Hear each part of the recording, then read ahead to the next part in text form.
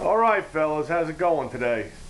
A while ago I said I wanted to make a couple videos about a couple of oddball things that I found with the Chevelle as I've been restoring it.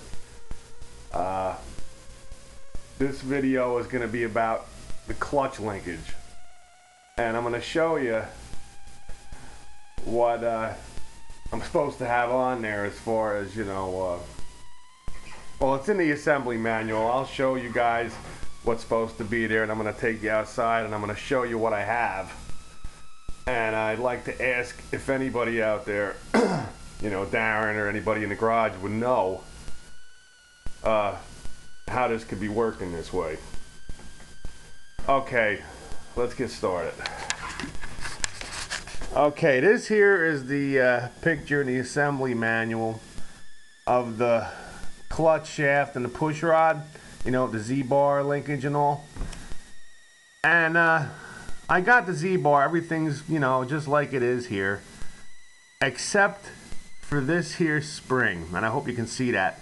That's the spring that connects to your clutch fork, and you know, that's what is like your return spring for the clutch pedal.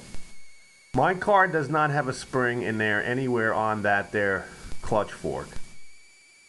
And I do not understand how the pedal is getting the, you know, it has normal spring action to it as if, you know, the spring was there.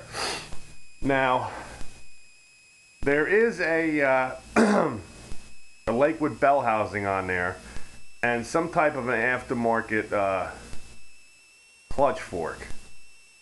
And in the clutch fork, there's a drop pin that goes down through it, rather than having a spring on the end, and it connects with some other little gizmo to, you know, to the adjustment rod, and that connects to the Z-bar.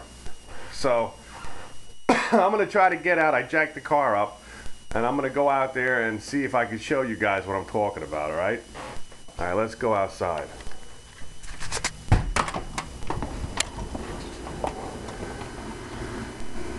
Alright, hopefully I can get out under this where I need to be to show you what I'm talking about.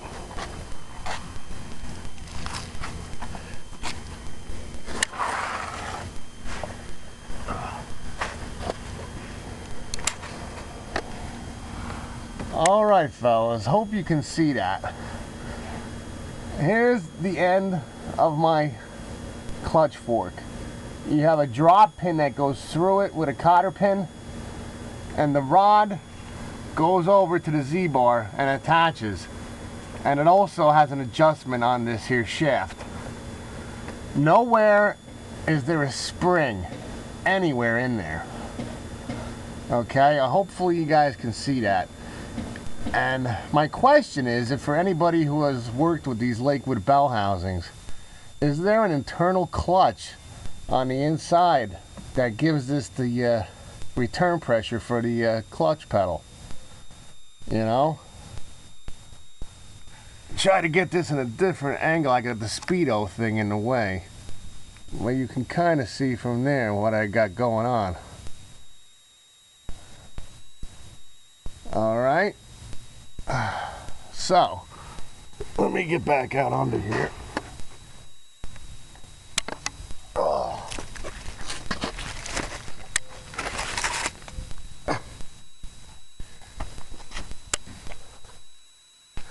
Alrighty. Well, one other thing while I'm here. Over the weekend, I put in the proper fan here for this car, a 7-blade fan with the fan clutch. Got rid of that flex fan, and I also threw in a chrome pulley on the power steering there. Figure what the hell it's laying around, I may as well throw it on there. So, alright, getting back to what I was saying.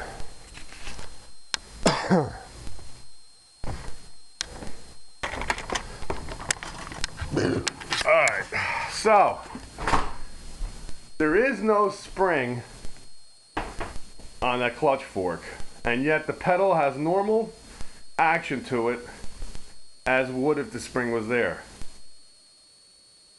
Does anybody know, like I said, is there an internal spring inside that bell housing hooked onto that clutch fork that I don't know about?